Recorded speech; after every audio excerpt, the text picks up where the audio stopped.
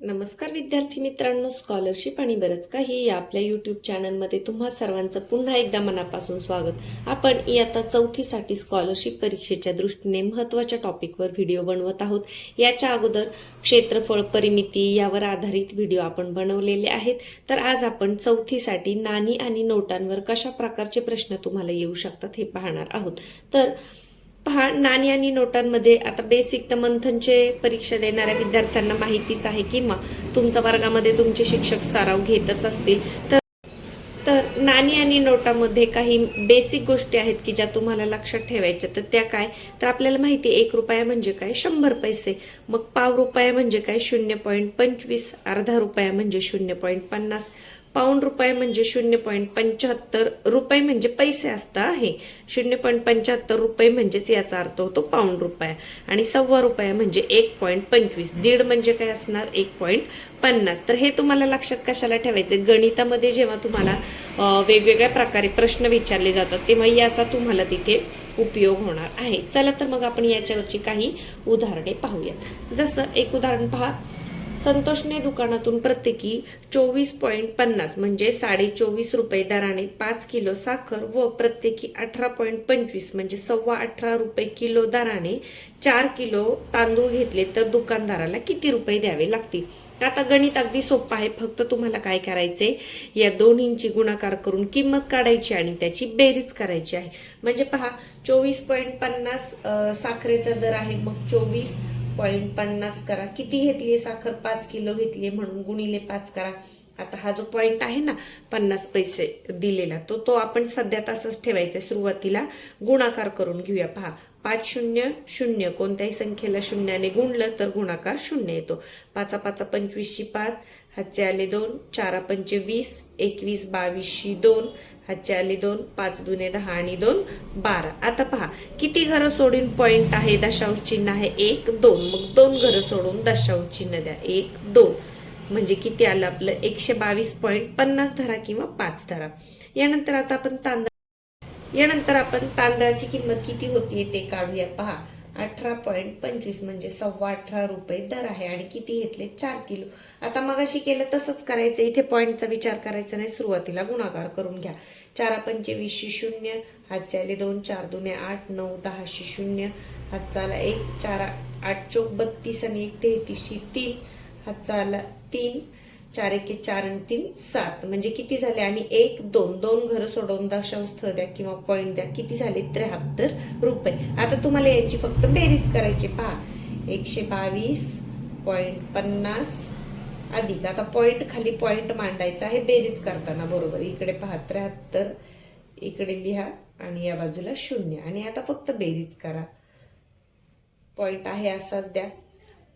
3 आणि 2 5, 7 8 9 आणि 1 1, 195.50 किती रुपये होतात, 195 रुपये 50 पैसे इतकी किंमत येत आहे. तर गणित अगदी सोपं होतं. फक्त सुरुवातीला साखरेचा जो दर दिलाय, किती किलो साखर घेतली, गुणाकार करून घेतला. दशांश स्थळ आहे असंच ठेवायचं, गुणाकार साधा करून घ्यायचा. नंतर जेवढी घरं दशांश स्थळ आहे तेवढं मोजून तुम्हाला तिथे द्यायचंय. तांदळाचं सुद्धा आपण तसंच केलं, गुणाकार करून घेतला, नंतर 1 2 2 घरानंतर दशांश स्थळ. आता या दोन्हींची बेरीज करायची, कारण आपल्याला एकूण किंमत काढायची. मग बेरीज केली, बेरीज करताना दशांश चिन्हाच्या खाली दशांश चिन्ह मांडायचं आहे आणि मग बाकीचे अंक एकक स्थानाकडून, एवढं लक्षात ठेवा. तर या पद्धतीने बेरीज केल्यावर 195 रुपये आणि 50 पैसे इतके रुपये आपल्याला दुकानदाराला द्यावे लागणार आहेत. आता पुढे पहा, सीमाकडे 1 रुपये 2 रुपये व 5 रुपयाची समान नाणी आहेत. जर तिच्याकडे 256 रुपये असतील तर एकूण नाणी किती. नाणी आणि नोटांवर बऱ्याच वेळा असा प्रश्न विचारला जातो. आता पहा, समान नाणी जेव्हा म्हटलं जातं तेव्हा काय करायचे की तुम्हाला हे जे दिलेले रुपये आहेत त्यांची बेरीज करायची आहे. आता याच्यामध्ये जर पैसे आणि रुपये मिक्स असतील तर मग तुम्हाला एक तर सगळे पैसे करायचेत किंवा सगळे रुपये करायचे ते, आणि नंतर त्यांची बेरीज करायची. आता पहा, इथे रुपये दिले त्याच्यामुळे आपल्याला काही रूपांतर करण्याची गरज नाही. किती रुपये होतील, 5 आणि 2 7 आणि 1 8, 8 रुपये होतील आणि एकूण रक्कम किती आहे 256. मग अगदी सोपं आहे, 256 भागिले 8 करा. फक्त समान नाणी समान नोटा असेल तेव्हाच तुम्हाला दिलेल्या जी रक्कम आहे त्यांची बेरीज करायची. लक्षात ठेवा, समान नाणी नोटा असेल तरच तुम्हाला बेरीज करायची आहे. आणि बेरजेने काय करायचंय, जे आपल्याला रक्कम दिली आहे त्याला भागायचंय. तर पहा 256 भागिले 8 आणि आपल्याला एकूण नाणी विचारली. तर आता पहा 8 दुने 16, 8 त्रिक 24, 8 त्रिक 24, 25 मधून 24 गेले, उरला एक 8 दुने 16. आता किती आले 32. म्हणून आपलं 32 उत्तर आहे का नाही. आपल्याला विचारले काय, एकूण नाणी किती आहे. विद्यार्थ्यांची फसगत कुठे होते, इथेच होते. आपलं उत्तर 32 आलं की लगेच पर्याय क्रमांक 2 विद्यार्थी रंगवून टाकतात. पण तसं करू नका. प्रश्नामध्ये आपल्याला नेमकं काय विचारले की एकूण नाणी विचारलीत, म्हणजे 1 रुपयाची नाणी, 2 रुपयाची नाणी आणि 5 रुपयाची. पहा समान नाणी असतात तेव्हा ही प्रत्येक नाणी 32. मग 1 रुपयाची 32, 2 रुपयाची 32 आणि 5 रुपयाची 32. मग एकूण नाणी किती आहेत, 3 आहेत ना. मग आपल्याला 32 गुणिले 3 करावं लागणार आहे. 3 दुने 6 आणि 3 त्रिक 9, म्हणजे एकूण किती नाणी आहे तिच्याकडे 96 नाणी आहेत. आणि ते उत्तर कुठं आहे, पर्याय क्रमांक 4 मध्ये. लक्षात ठेवा 32 उत्तर आलं म्हणून लगेच इथे 2 नंबरचा पर्याय करू नका. प्रश्नामध्ये तुम्हाला काय विचारले, एकूण नाणी विचारलीत म्हणून 3 दा 32, 32 गुणिले 3 केले. जर आपल्याला विचारलं असतं 2 रुपयाची किती नाणी, तर ती 32 आली असती. जर आपल्याला विचारलं 1 आणि 2 रुपयाची किती नाणी असतील, तर 1 रुपयाची 32 आणि 2 रुपयाची 32, 32 दुने 64. पण इथे 3 विचारलीत म्हणून 32 त्रिक 96. आपलं उत्तर काय आहे, पर्याय क्रमांक 4. एवढं लक्षात ठेवा. समान नाणी नोटा असेल तेव्हा बेरीज करा आणि भाग द्या. आणि प्रश्नामध्ये काय विचारले, किती प्रकारची नाणी विचारली ते सुद्धा लक्षात ठेवा. आता पुढे पहा, 335 रुपयामध्ये काही 5 रुपयाच्या, काही 10 रुपयाच्या व काही 20 रुपयाच्या नोटा आहेत. तर त्या रकमेत 5 रुपयाच्या किती नोटा असू शकतील. आता पहा नाणी नोटांचा प्रश्न आहे. तर आत्ताच मी काय सांगितलं, समान नोटा समान नाणी असं जेव्हा येतं तेव्हाच बेरीज करायची आहे. काही नोटा काही नाणी आहेत तेव्हा बेरीज करायची नाही, कारण आपल्याला माहित नाही किती आहे. समान असेल तरच बेरीज करा.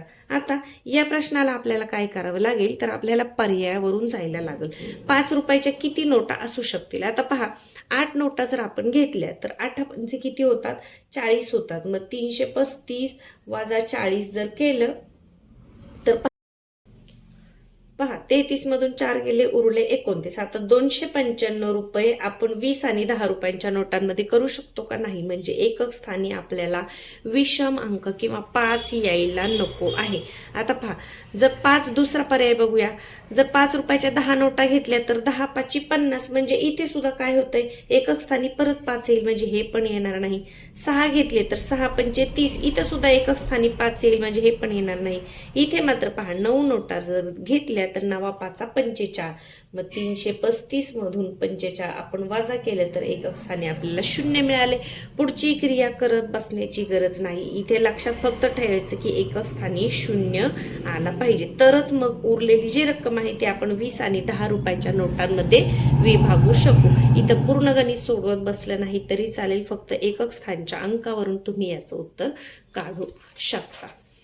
पुढे पहा अजून कोणत्या प्रकारचे प्रश्न असतात. जसं 5000 रुपये म्हणजे 50 रुपयांच्या किती नोटा. अगदी सोपं आहे. इथे काय करायचंय, फक्त भागाकार करायचा आहे. 5000 भागिले 50. पहा शून्याला 0 गेला, 5 1 5 आणि हे उरलेले 0, म्हणजे किती नोटा, 100 नोटा. तर कोणताही असा प्रश्न आला तरी फक्त भागाकार करायचा आहे. भागाकार करण्यासाठी आडवा भागाकार पद्धत वापरा, म्हणजे तुमचं उत्तर एका पायरीमध्ये निघतं. आता ज्यांना आडवा भागाकार येत नाही अशा विद्यार्थ्यांसाठी आपण आडवा भागाकार कसा करावा याच्यासाठी मी सेपरेट व्हिडिओ बनवलेला आहे. अगदी प्रत्येक मुलाला समजेल अशा सोप्या शब्दामध्ये व्हिडिओ आहे.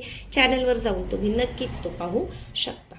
पुढे पहा 6000 रुपये रकमेत 50-100 रुपयांच्या नोटांची संख्या समान असल्या 100 रुपयांच्या एकूण नोटा किती. आता पहा समान नोटा शब्द आलाय ना, मग आपलं काम सोपं झालं. किती रुपये आहेत, 100 आणि 50 म्हणजे 150 रुपये. मग 6000 भागिले 150 करा.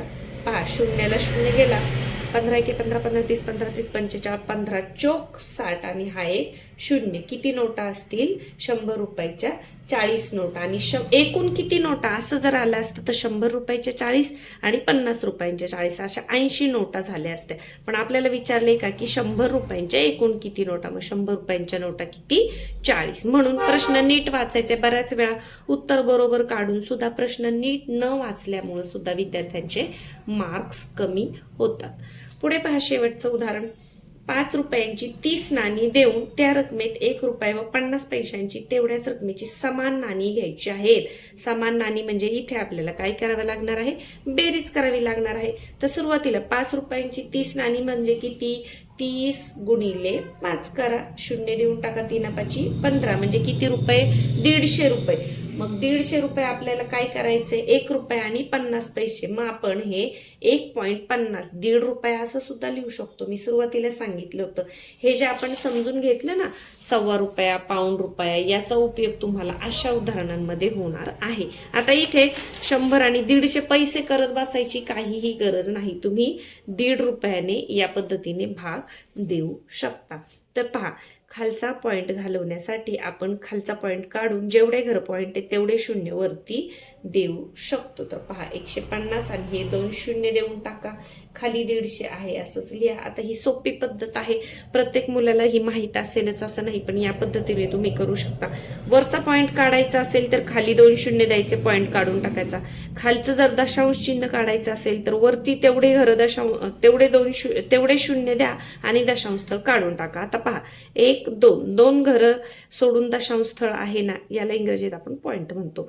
तर 2 घरं सोडून आहे म्हणून मी 150 वर 2 शून्य वाढवले आणि इथला जो पॉइंट होता तो काढून टाकले.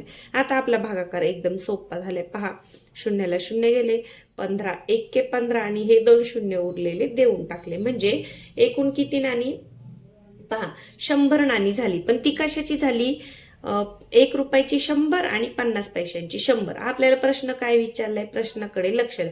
एकूण किती नाणी, मग 1 रुपयाची 100 आणि 50 पैशाची 100 म्हणजे एकूण किती नाणी लागतील, 200 नाणी तुम्हाला लागणार आहे. पर्यायामध्ये तुम्हाला दोन्ही पर्याय असतात, 200 आणि 100.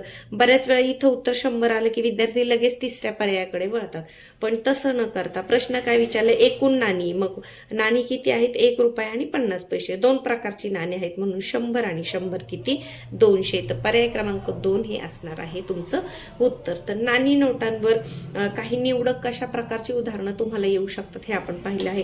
तुम्हाला अजून जर डिटेलमध्ये उदाहरणं हवे असतील तर मंथनसाठी आपण व्हिडिओ बनवलेला आहे, तो सुद्धा तुम्ही पाहू शकता. पुढच्या व्हिडिओमध्ये आपण संख्या मालिका या अतिशय महत्त्वाच्या अशा घटकावर उजळणी करणार आहोत. तर चॅनलवर नवीन असाल तर चॅनलला सबस्क्राईब करा आणि आजचा व्हिडिओ जर आवडला असेल तर व्हिडिओला लाईक करायला कुणीही विसरू नका. आपल्या चॅनलवर तुम्हाला अभ्यासाचे असे छान छान व्हिडिओ पाहायला मिळतील. पुन्हा भेटूया पुढच्या व्हिडिओमध्ये. धन्यवाद.